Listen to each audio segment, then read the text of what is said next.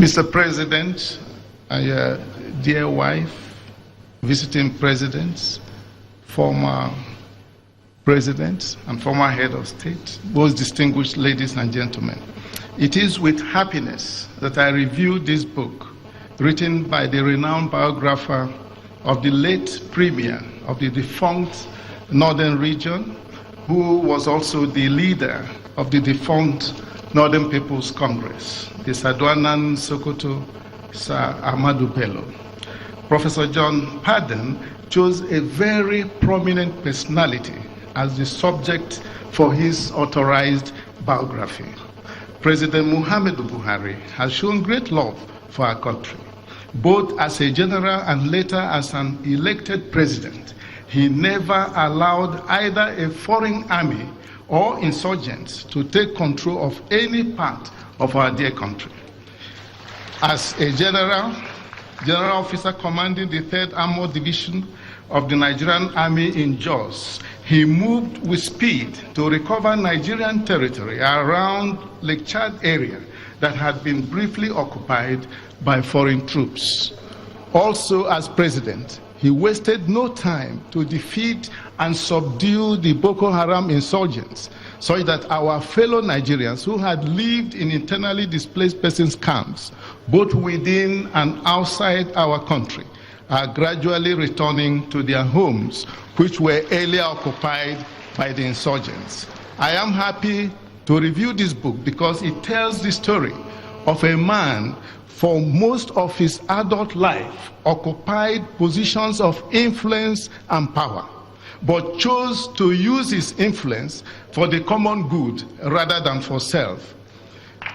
He never hesitated to make personal sacrifice for the good of the community.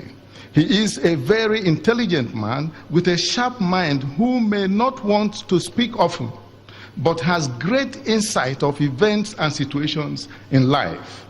When in July 2014, while he traveled on the Kano Road, an attempt was made on his life by exploding a roadside bomb, he did not lose focus, as his courage guided him to think more of the things he wanted to do for the peace and prosperity of our dear nation. All these helped make him a unique and a historic personality, loved by many, particularly the ordinary people. As a soldier, he remained the only person at that time who commanded 3 of the then 4 army divisions in the country. He is one of 2 Nigerians out of more than 180 million people who served as both a military head of state and an elected president of Nigeria. He is the only person ever in our history to have contested election for president on the platform of an opposition political party and succeeded in defeating an incumbent president who ran for re-election on the platform of a governing political party that produced 3 presidents for the country. He is also the only president elected into office by the people whose major opponent in the election telephoned to congratulate him, and there was no court case to determine the outcome of the election. It is very significant that he is the only president in the history of Africa who came to power as a result of the successful merger of major opposition political parties. The book has 320 pages. It is presented in 3 parts, each consisting of 8 chapters, with a total of 24 chapters. It has 11 maps and 1 graph. It also has a total of 46 photographs and an index. It is published by Huda Publishing Company. The foreword, written by General Theophilus Yakubu Danjuma, a former Chief of Staff of the Nigerian Army and Minister of Defense of the Federal Republic of Nigeria.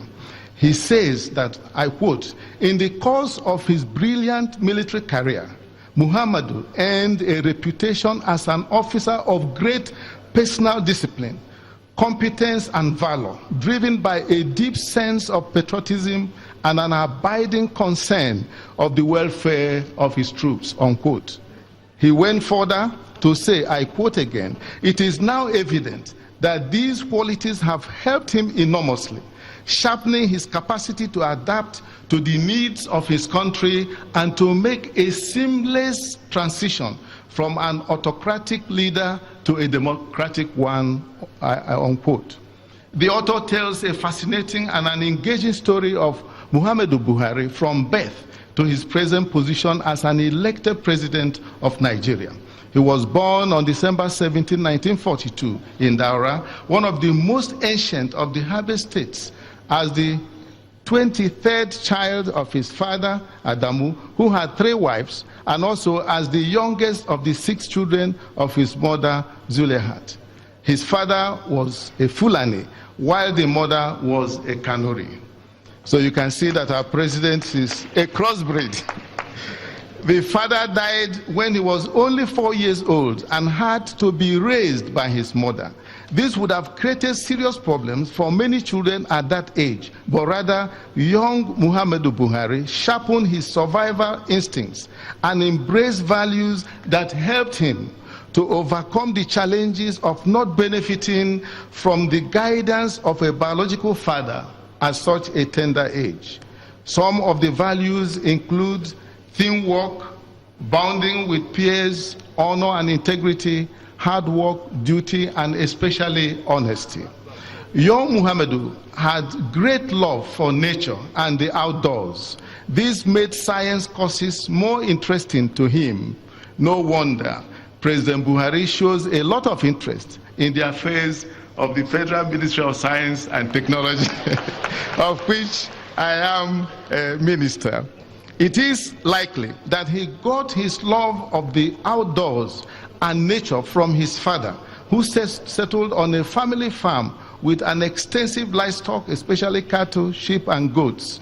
It is also likely that he got his outstanding leadership qualities from his great-grandfather, Yusuf, who was the founder and chief of several settlements, including Dumuko, Buhari's father's village. It is not surprising that in his secondary school he was at different times class monitor, house prefect, house captain, and finally the head boy of the school. In the military, he commanded 3 of the 4 army divisions. When the military ventured into politics at different times, he served as military governor, Minister of Petroleum Resources, and military head of state. When General Sani Abacha was military head of state, he was called upon to offer leadership as the executive chairman of the Petroleum Trust Fund. Today, he is an elected president of Nigeria. In secondary school, he became involved in cross-country running, in which persistence and endurance were key. This must have prepared him for the several months he spent in different courts, the Court of Appeal and the Supreme Court, where he unsuccessfully, in 3 different occasions, challenged the outcome of the presidential election of 2003, 2007, and 2011. And yet, he did not lose confidence in the system. As he was about finishing his secondary school education, he considered becoming a medical doctor, but fate thought otherwise. I imagine with the eye of my mind looking at the president in a long white overcoat with stethoscope hanging on his neck and white gloves on his hands, examining patients in a hospital. Today, he is still a medical doctor, examining a nation and prescribing solutions. As a military head of state at a relatively young age, he pursued policies aimed at inculcating discipline and maintaining law and order in society by improving ethical standards in government. The author described him as, I quote, a young man in a hurry, unquote, and the period as Baba go fast. This is in contrast with Baba go slow, a nickname in his style of administration as an elected president. The author further explained that, I quote, this shift to a slower pace was not just a matter of getting older. It was a deliberate tactic to achieve his strategic goals. The author shows clearly that Muhammadu Buhari is a man of great faith, always leaving God to determine his journey of life. Faith has often guided him. When he was released from a 3-year detention in which he spent most of his time in Benin City, his earlier feeling was to live a quiet life with his family. But fate decided otherwise. Hence, in April 2002, he decided to join partisan politics. He declared and became a member of the All Nigeria People's Party, the then second largest political party and the largest opposition political party in the country, a political party which I later was elected its national chairman. The AMPP provided its platform on 2 occasions, in 2003 and 2007, for him to run for president as the presidential candidate of the party. Also, after 3 unsuccessful attempts in 2003, 2007 and 2011 at becoming president, he initially decided to leave partisan politics. But fate again thought otherwise. He succeeded in his 4th attempt in 2015. This shows clearly that with patience and perseverance, what may appear impossible can be realized. So also we will overcome our present challenges and difficulties as a nation under his leadership. On assumption of office as president, he became the chief diplomat of the nation, both in words and in action. He traveled to many countries. Our image in the world has improved considerably. The fight against Boko Haram was given top priority. The result is very satisfactory. The fight against corruption is intense, vigorous, and ongoing, with remarkable achievements. He took over at the time that the expectations of the people were very high, yet at the same time the revenue into the treasury declined considerably, the lowest in many years. Notwithstanding these challenges, he is working to rebuild and modernize infrastructure, carry out reforms, strengthen institutions, and diversify the economy. He recognizes the need to, quote, support indigenous entrepreneurs, unquote, and ensure that science and technology plays its rightful role in the job and wealth creation, restoration of national pride, poverty reduction, and promoting economic diversification that is sustainable, inclusive, and competitive. This book is important and should be read by both Nigerians and members of the international community. President Muhammadu Buhari is not only the president of Nigeria, he is an international figure respected by many people in different parts of the world. He is working hard for the happiness of the Nigerian people and the peace of the world. Thank you so much.